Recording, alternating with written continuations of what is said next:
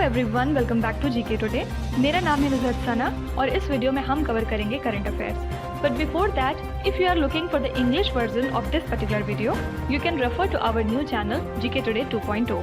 The link has been given in the description box, you can refer to it from there. इसके अलावा जो भी हमारे Hindi students हैं उनको मैं बता दूं कि ये questions GK today Android application में चल रही हमारी डेली 20 MCQ सीरीज 2022 से लिए गए हैं। इसलिए अगर आप इन क्वेश्चंस को टेक्स्ट फॉर्म में चाहते हैं इसके एक्सप्लेनेशन और क्विज के साथ, तो आप ज्वाइन कर सकते हैं हमारी इस डेली 20 MCQ सीरीज को, जो कि अवेलेबल है जीके टुडे एंड्रॉयड एप्लीकेशन पे। तो अब आपका ज़्यादा टाइम नहीं लेते हुए चलिए शुरू करते हैं। Good morning everyone, welcome back to GK today. और आज हम डिस्कस करेंगे 28 एंड 29 ऑफ अगस्त के सबसे मोस्ट इंपॉर्टेंट करंट अफेयर्स। तो चलिए शुरू करते हैं अपना session. The Anangtal lake which was declared a monument of national importance is located in which state or the union territory। तो सबसे पहले जो अनंगताल लेक है वो न्यूज़ में क्यों है? क्योंकि हाल ही में इसको डिक्लेयर किया गया है अ मॉन्यूमेंट ऑफ नेशनल इंपॉर्टेंस, और आपसे यहाँ पे पूछ रहे हैं कि कौन से स्टेट या फिर यूनियन टेरिटरी में ये लेक लाई करती है। तो ये हाल ही में डिक्लेयर हुई है monument of national importance by ministry of culture. ठीक है, तो ये चीज़ें भी पता होना चाहिए कि कौन सी मिनिस्ट्री इसको अनाउंस कर सकती है या डिक्लेयर कर सकती है। और national mission on monuments and antiquities के वेबसाइट के हिसाब से ये जो ताल लेक है ये कब डेवलप हुई थी? 1060 AD में। ठीक है, कहाँ पे लाई करती है? सदर्न दिल्ली में। फाइन।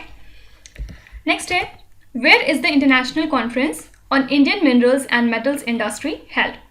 तो ये जो इंडस्ट्रियल कॉन्फ्रेंस है Indian minerals and metals industry के ऊपर, हाल ही में ये कॉन्फ्रेंस कहाँ पे हुआ आपसे ये पूछ रहे हैं।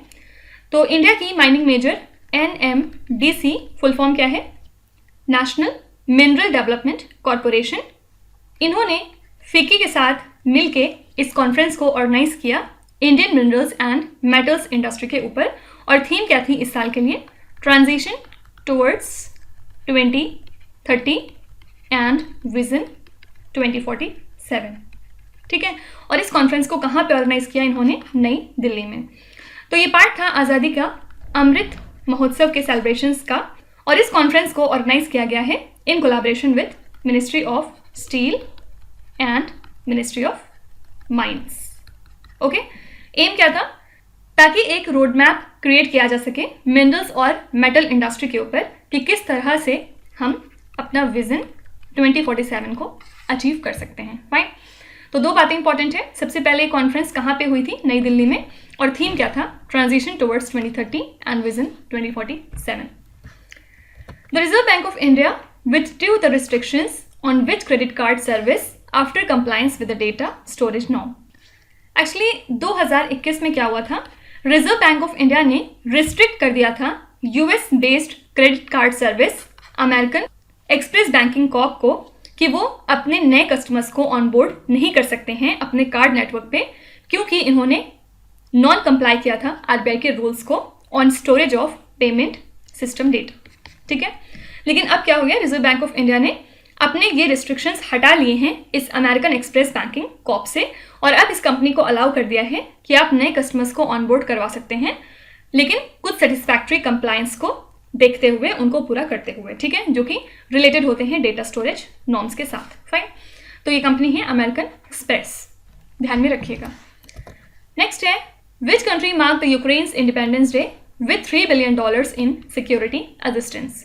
तो कौन सी कंट्री है जिसने यूक्रेन के इंडिपेंडेंस डे पे उनको $3 बिलियन की मदद प्रोवाइड करने का वादा किया है?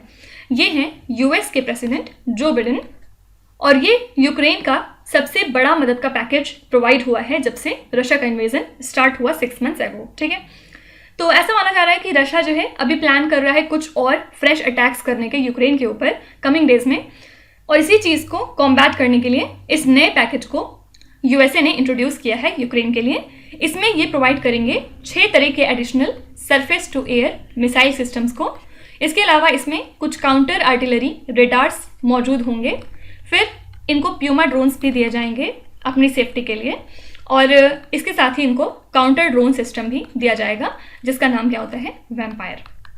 ठीक है, तो सिंपली ध्यान में रखिएगा $3 बिलियन की मदद कौन सी कंट्री प्रोवाइड करेगी यूक्रेन को? आंसर हो जाएगा USA। What is the new brand name of the fertilizer under the One Nation One Fertilizer plan? तो गवर्नमेंट ने हाल ही में एक ऑर्डर इशू किया है जिसमें इन्होंने सभी कंपनीज को ये डायरेक्ट किया है कि अब वो अपने प्रोडक्ट को सेल करेंगे एक सिंगल ब्रांड नेम पे, उसका नाम क्या होगा, Bharat, under the one nation one fertiliser plan, जिससे एक तरह की यूनिफॉर्मिटी हमें देखने को मिलेगी। ठीक है, तो जो भी फर्टिलाइजर्स हैं उनके अब ब्रांड नेम होंगे, for example Bharat urea, Bharat DAP, Bharat MOP, Bharat NPK etcetera. ठीक है, इरिस्पेक्टिव ऑफ कि कौन सी कंपनी उसको मैन्युफैक्चर कर रही है। साथ ही ये भी नहीं देखा जाएगा कि वो जो कंपनी मैन्युफैक्चर कर रही है वो पब्लिक है या फिर प्राइवेट है, इरिस्पेक्टिव ऑफ पब्लिक और प्राइवेट इंडस्ट्री। ठीक है, और जो लोगो है प्रधानमंत्री भारतीय जनुर्वरक परियोजना का, इसको भी डिस्प्ले किया जाएगा इन फर्टिलाइजर बैग्स के ऊपर। ठीक है, तो ध्यान में रखिएगा कि फर्टिलाइजर के लिए नया ब्रांड नेम क्या डिसाइड हुआ है, भारत, या फिर उल्टा भी पूछ सकते हैं कि भारत कौन से प्रोडक्ट का ब्रांड नेम डिसाइड हुआ है, याद रखिएगा फर्टिलाइजर। ठीक है, what is the name of the new unified card to be used for availing benefits of health insurance schemes run by the centre and the state. Actually हाल ही में central government ने अपना एक नया प्लान अनाउंस किया है जिसमें इन्होंने यूनिफाइड कार्ड के बारे में बात की है कि किस तरह से एक यूनिफाइड कार्ड बना के लोग बेनिफिट्स अवेल कर सकते हैं दोनों central government run Ayushman Bharat, प्रधानमंत्री जन आरोग्य योजना का, साथ ही जो भी हेल्थ इंश्योरेंस स्कीम्स हैं जो रन होती हैं स्टेट गवर्नमेंट से, उनको भी। ठीक है, तो हेल्थ मिनिस्ट्री के हिसाब से लगभग 20 स्कीम ऐसी हैं जो करेंटली रन हो रही हैं बाय सेवरल स्टेट, और ये जो यूनिफाइड कार्ड है इसका नाम क्या होगा, आयुष्मान कार्ड। ठीक है, तो इसको ब्रांडिंग के हेल्प से जो भी ट्रीटमेंट पैकेजेस हैं under central and state run health insurance schemes, उनको एक ही कार्ड से आप अवेल कर सकते हैं। ठीक है, तो अगर आपसे पूछेंगे कि कौन सा एक वो यूनिफाइड कार्ड है, उसका नाम क्या है जिसके थ्रू आप हेल्थ इंश्योरेंस स्कीम्स को अवेल कर सकते हैं दोनों की, सेंटर और स्टेट की, आंसर हो जाएगा आयुष्मान कार्ड। ठीक है, which state has launched it's footwear and leather product policy 2022। हाल ही में तमिलनाडु की स्टेट गवर्नमेंट ने लॉन्च किया है अपना फुटवेयर और लेदर प्रोडक्ट पॉलिसी 2022 के लिए, कहाँ पे, at the footwear and leather sector conclave. ठीक है, एक्चुअली तमिलनाडु जो स्टेट है ये अकाउंट करता है 26% ऑफ नेशनल लेदर मैन्युफैक्चरिंग। इसका मतलब क्या है, जितने भी लेदर प्रोडक्ट्स इंडिया में बनते हैं उनका 26% मैन्युफैक्चर करता है अकेले तमिलनाडु। ठीक है, इसके अलावा ये 48% एक्सपोर्ट में भी अपना शेयर देते हैं। मतलब जितने भी हम लेदर प्रोडक्ट एक्सपोर्ट करते हैं इंडिया के बाहर, उसमें से जो तमिलनाडु का शेयर है वो है 48%। ठीक है, तो एक मेजर अमाउंट है ऑब्वियसली। तो इसी वजह से ये जो पॉलिसी है ये स्पेशल पैकेज प्रोवाइड करेगी footwear and leather product manufacturer को, साथ ही इंसेंटिव दिए जाएंगे FLP डिजाइन स्टूडियोज को। ठीक है, तो तमिलनाडु के चीफ मिनिस्टर कौन है, MK स्टालिन। इन्होंने हाल ही में एक फाउंडेशन नींव भी रखी है, किसकी, 400 करोड़ रुपए की मेगा फुटवेयर मैन्युफैक्चरिंग पार्क की, जो कि कहाँ पे सेटअप हो रहा है, रानीपेट में। ठीक है, तो दो चीजें इंपॉर्टेंट है, ये पार्क कहाँ पे सेटअप हो रहा है, रानीपेट में, और ये जो पॉलिसी है कौन से स्टेट की है, याद रखिएगा Tamil Nadu. New India selected writings 2014 to 19 which was released recently is a book of compiled writings of which leader। तो इस नाम से जो एक बुक हाल ही में रिलीज हुई है, इसमें किस लीडर के राइटिंग्स की कंपाइलेशन मौजूद हैं, ये पूछ रहे हैं आपसे। तो हाल ही में farmer vice president Venkaiah Naidu ने इस बुक को लॉन्च किया है और इसमें आर्टिकल्स मौजूद हैं अरुण जेटली के द्वारा लिखे गए। ठीक है, अरुण जेटली कौन है, इन्होंने सर्व किया था as a minister of finance and corporate affairs government of India के लिए, कब से कब तक, 2014 से लेके 2019 तक। ठीक है, और इस बुक को लॉन्च किया गया है अरुण जेटली की 3rd डेथ एनिवर्सरी के दौरान। ठीक है, तो सिंपली ध्यान में रखिएगा कि न्यू इंडिया सेलेक्टेड राइटिंग्स, अगर आपसे पूछेंगे कि कौन से इंपॉर्टेंट पर्सनैलिटी से एसोसिएटेड है ये किताब, याद रखिएगा Arun Jaitley. Who received the 2022 UNESCO Peace Prize in recognition of efforts to welcome the refugees। तो हाल ही में 2022 का यूनेस्को पीस प्राइज किसको दिया गया है, किस लिए, उनके एफर्ट्स के लिए जो इन्होंने रेफ्यूजीज के लिए किया है। ये हैं जर्मन चांसलर एंजेला मार्कल। ठीक है, इनको इस साल का यूनेस्को पीस प्राइज दिया गया है इनके करेज के लिए कि इन्होंने 1.2 मिलियन माइग्रेंट्स को इनवाइट किया था, और या फिर आप कह सकते हैं वेलकम किया था 2015 में।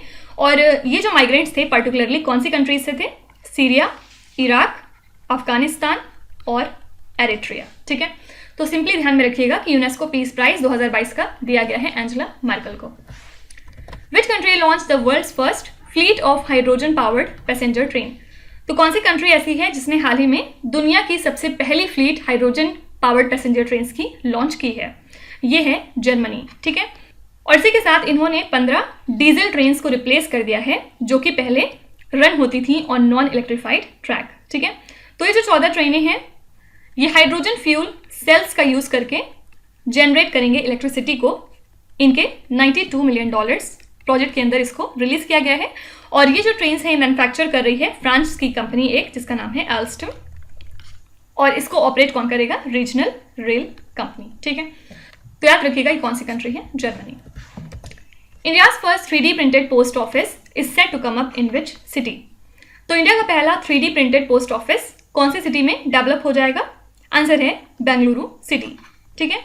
एक्चुअली रीजन क्या है इसको सेटअप करने का? जो 3D प्रिंटेड पोस्ट ऑफिस होते हैं उसमें जो हमारी कंस्ट्रक्शन कॉस्ट होती है वो 1/4 हो जाती है टू द टोटल अमाउंट जो हम स्पेंड करते हैं ट्रेडिशनल मॉडल के ऊपर, ठीक है। तो ministry of housing and urban affairs ने हाल ही में इस प्रोजेक्ट की हामी दे दी है और अब इसको बेंगलुरु सिटी में डेवलप किया जाएगा। कौन सी कंपनी सेटअप करेगी इसको? Larsen and Toubro, okay. तो दो चीजें इंपॉर्टेंट है, ये कहाँ पे सेटअप हो रहा है? बेंगलुरु में। और कौन सी कंपनी इसके ऊपर काम करेगी? आंसर है Larsen and Toubro. Which is the venue of the 4th edition of the India clean air summit?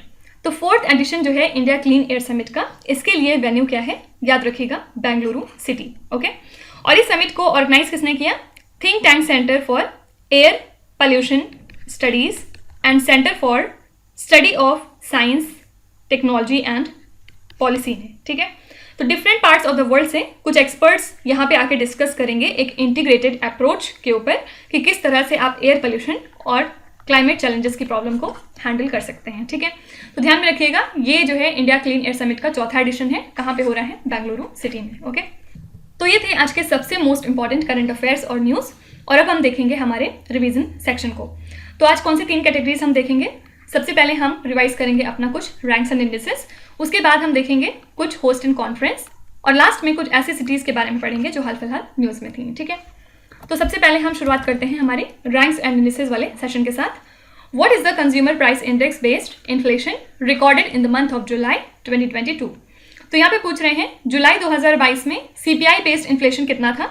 याद रखिएगा 6.71%, जबकि ये वैल्यू जून मंथ में कितनी थी? 7.01%। तो ऑब्वियसली ये स्लाइटली रिड्यूस हो गई है, ठीक है। Which university has been ranked first in the Nature Index 2022 ranking? इस इंडेक्स को हाल ही में टॉप किया है यूनिवर्सिटी ऑफ हैदराबाद ने। In which of the following indices India's rank has been improved in 2022 as compared to 2021? Actually ये question इस तरह से हम नहीं करेंगे। यहाँ पे 4 इंडेक्सेस दिए हुए हैं, इनके बारे में हम 1 बाय 1 करके पढ़ेंगे। और 2 ही चीज़ें इंडेक्स के बारे में यूजुअली आपसे पूछी जाती हैं, या तो इंडिया की रैंक पूछेंगे आपसे, नहीं तो फिर टॉप मोस्ट कंट्री पूछेंगे, ठीक है। तो 2 ही चीज़ें आपको ध्यान में रखनी होती हैं। तो ये 2021 वाली रैंक अगर यहाँ पे लाएंगे तो थोड़ा कंफ्यूजिंग हो जाएगा आपके लिए, इसलिए इसको इस तरह से नहीं कर रहे हैं हम। तो फर्स्ट है यहाँ पे हेनले पासपोर्ट इंडेक्स, इसमें इंडिया की रैंक कितनी थी? 87, और टॉप मोस्ट कंट्री थी इसमें जापान, ठीक है। सेकेंड है जेंडर गैप रिपोर्ट, इसको एक्चुअली रिलीज करता है वर्ल्ड इकोनॉमिक फोरम, और इसमें इंडिया की रैंक थी 135 अमंग 146 कंट्रीज, और इसमें टॉप 3 कंट्रीज थी। फर्स्ट पे आइसलैंड, सेकेंड पे फिनलैंड, और थर्ड पे नॉर्वे, ठीक है। फिर नेक्स्ट है वर्ल्ड कॉम्पिटिटिवनेस इंडेक्स, इसमें इंडिया की रैंक थी 37, ठीक है। और इसमें टॉप 3 कंट्रीज कौन सी हैं? फर्स्ट थी डेनमार्क, सेकेंड थी स्विट्जरलैंड, और थर्ड थी सिंगापुर। नेक्स्ट है एनवायरमेंटल परफॉर्मेंस इंडेक्स, इसमें हम बॉटम मोस्ट पोजीशन पे थे, मतलब 180th प्लेस पे, और ऑब्वियसली इसमें कितनी कंट्रीज रही होंगी? 180, ठीक है। और इसमें अगर टॉप 3 कंट्रीज हम देखेंगे तो फर्स्ट है इसमें डेनमार्क, सेकेंड है यूके, और थर्ड है फिनलैंड। देखिए अगर आप टॉप 3 नहीं याद रख पा रहे हैं तो कोई बात नहीं, लेकिन आपको टॉप मोस्ट वाली जरूर ध्यान में रखनी है, ठीक है। आप ये दोनों अवॉइड भी कर सकते हैं, डजेंट मैटर, लेकिन ये टॉप मोस्ट कंट्री और साथ ही इंडिया की रैंक बहुत ज़्यादा इंपॉर्टेंट है। Fine. What position does New Delhi hold in the recently published Global Liability Index 2022? तो ग्लोबल लाइबिलिटी इंडेक्स की बात करें अगर तो इसमें टॉप 3 सिटीज कौन सी थी? फर्स्ट पे था इसमें वियना जो कि ऑस्ट्रिया से है, सेकेंड था कोपेनहेगन डेनमार्क से, और थर्ड थी इसमें ज्यूरिक स्विट्जरलैंड से, ठीक है। और इसमें जो है नई दिल्ली की पोजीशन थी 112, ओके। इसके अलावा अगर हम कुछ इंस्टीट्यूशन की रैंकिंग एक बार रिवाइज करें तो सबसे पहला इसमें आता है नेशनल इंस्टीट्यूशनल रैंकिंग फ्रेमवर्क 2022 का। इसको टॉप किसने किया था? आईआईटी मद्रास ने। सेकंड पे था इसमें आईआईटी दिल्ली और थर्ड पे था आईआईटी बॉम्बे। ठीक है, इसके अलावा याद रखिएगा कि Indian institute of science Bengaluru इकलौता ऐसा इंस्टीट्यूट है जो कि फीचर हुआ है इस साल के टॉप 50 मतलब Times Higher Education Asian university rankings में, और इसकी पोजीशन क्या थी? 42। ठीक है, तो अगर आपसे पूछेंगे कि कौन सी ऐसी इंस्टीट्यूट है इंडिया से जो इस साल के द एशिया यूनिवर्सिटी रैंकिंग में फीचर हुई है, तो आंसर हो जाएगा IISc बेंगलुरु, और उसकी रैंक अगर पूछेंगे एग्जैक्ट तो आंसर हो जाएगा 42nd। ठीक है, और इसके अलावा एक और इंपॉर्टेंट रैंकिंग कौन सी है? QS world university ranking 2022। इसमें याद रखिएगा IISc बेंगलुरु को रैंक किया गया as the world's top research university. ठीक है, तो ये कुछ इंपॉर्टेंट रैंकिंग थी इंस्टीट्यूशन से रिलेटेड। अब हम देखेंगे कुछ important host conferences. Which country plays host to the Asia Cup 2022? तो ये जो कप है पहले होने वाला था श्रीलंका में, लेकिन इनकी इकोनॉमिक क्राइसिस की वजह से अब इसको शिफ्ट कर दिया गया है यूएई की तरफ। ठीक है, और यूएई में 2 क्रिकेट स्टेडियम हैं जो कि इसको होस्ट करेंगे। इसमें पहला है दुबई इंटरनेशनल क्रिकेट स्टेडियम और सेकेंड है शारजा क्रिकेट स्टेडियम। ठीक है, which country is the host of global artificial intelligence summit? इसके लिए होस्ट है सऊदी अरेबिया, और ये इस इवेंट का सेकेंड एडिशन है। ओके, और इंपॉर्टेंट चीज़ क्या है? थीम क्या थी इस इवेंट के लिए? Artificial intelligence for the good of humanity. ठीक है, तो 2 बातें इंपॉर्टेंट है। ग्लोबल AI समिट के लिए वेन्यू क्या है? सऊदी अरेबिया, और थीम क्या है? AI for the good of humanity. देखिए, कुछ लोगों को लगता होगा कि शायद ये मेरी बहुत गंदी हैंड राइटिंग है और मैं बहुत जल्दी लिख के आगे बढ़ जाती हूँ। तो रीज़न क्या है कि हम लोग ये सारे क्वेश्चंस डिटेल में कहीं ना कहीं कवर कर चुके हैं, तो यहाँ पे सिर्फ एक रिवीजन सेशन लिया जा रहा है इसका, इस वजह से यहाँ पे मैं बहुत अच्छे से नहीं लिख रही हूँ। ठीक है, तो जो लोग यहाँ पे नए हैं वो पिछले लेक्चर्स को अगर रेफर करेंगे तो ये सारे क्वेश्चन उन्हें कहीं ना कहीं मिल जाएंगे, और यहाँ पे सिर्फ ये रिवीजन के पर्पज से हम दोबारा करते हैं। ठीक है, which country is the host of उल्टी फ्रीडम शील्ड मिलिट्री एक्सरसाइज? तो आंसर हो जाएगा यहाँ पे साउथ कोरिया, और ये एक्सरसाइज है 2 कंट्रीज के बीच की, साउथ कोरिया और US। Which country is the host of Commonwealth parliamentary conference in 2022? Answer हो जाएगा इसके लिए कनाडा। ठीक है, और इस कॉन्फ्रेंस में इंडिया की तरफ से कौन गए थे एज अ रिप्रेजेंटेटिव? ये हैं लोकसभा के स्पीकर ओम बिरला। ठीक है, which country is the host of the pitch black air combat exercise? इसको जो है होस्ट किया है ऑस्ट्रेलिया ने, और याद रखिएगा ये 17 नेशन की एक्सरसाइज थी। Which country is the host of Vostok 2022 military exercise? इसके लिए होस्ट है रशिया, और इसमें बहुत सारी कंट्रीज ने पार्टिसिपेट किया, for example Belarus, Tajikistan, India ने भी, Mongolia etcetera. Which state is the host of the second edition of North Eastern Olympics in 2022? तो नॉर्थ ईस्टर्न ओलंपिक्स का पहला एडिशन हुआ था 2018 में, और तब इसको होस्ट किया था मणिपुर ने, और ये इसका सेकेंड एडिशन है जो कि होस्ट करेगा इस साल मेघालय। ठीक है, which country hosted the bilateral air exercise named as Udara Shakti? इस एक्सरसाइज के लिए होस्ट है मलेशिया, और ये जो उदार शक्ति है ये 2 कंट्रीज के बीच की एक्सरसाइज है, इंडिया और मलेशिया। ठीक है, अब लास्ट में हम कुछ इंपॉर्टेंट सिटीज एक बार देख लेते हैं जो न्यूज में थी।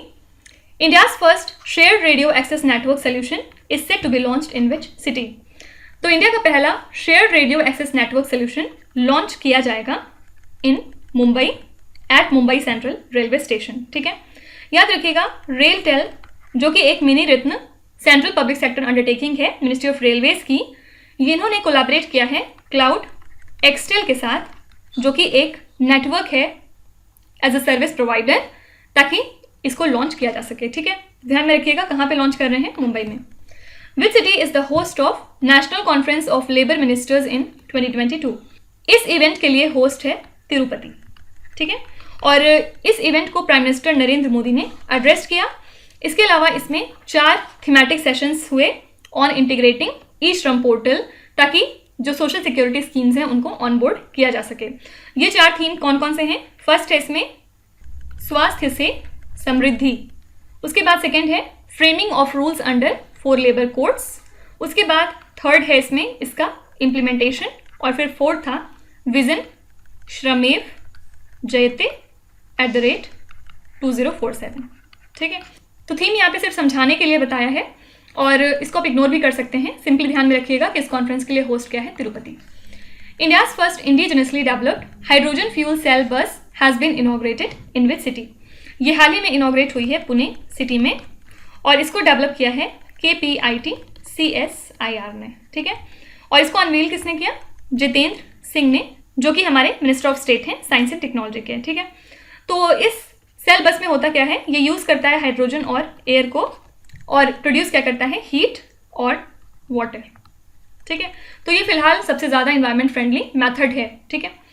विच city has the highest average level of fine particulate matters 2.5 among the world's most populated cities as per the Health Effect Institute's recent report. तो इंडिया में जो है 20 में से 18 सिटीज़ ऐसी हैं जो कि सबसे ज़्यादा सीवियर हैं in fine particle pollutant PM 2.5 from 2010 to 2019, ठीक है। तो याद रखिएगा इसमें सबसे टॉप मोस्ट पे कौन सी सिटी है? नई Delhi. Which city hosted the conference on international security 2022? Answer हो जाएगा मॉस्को। और हमारे डिफेंस मिनिस्टर राजनाथ सिंह ने इसमें पार्टिसिपेट किया था, ठीक है। रशिया के प्रेसिडेंट व्लादिमीर पुतिन ने इस मीटिंग को एड्रेस किया था। Birmingham which host the 22nd Commonwealth games is a city of which country? Birmingham city कहाँ पे है? UK कंट्री में। और याद रखिएगा इसमें जो है इंडिया की रैंक क्या थी इस साल के कॉमनवेल्थ गेम्स में? चौथी, ठीक है। क्योंकि इंडिया ने टोटल अर्न किए हैं 61 मेडल्स, जिसमें से 22 गोल्ड हैं और 16 सिल्वर हैं और 23 ब्रोंज हैं, ठीक है। फर्स्ट पोजीशन पे कौन सी कंट्री थी? ऑस्ट्रेलिया। सेकंड पे थी इंग्लैंड और थर्ड पे थी कनाडा, ठीक है। ऑस्ट्रेलिया के पास कितने मेडल थे टोटल? 178, जिसमें से 67 गोल्ड थे।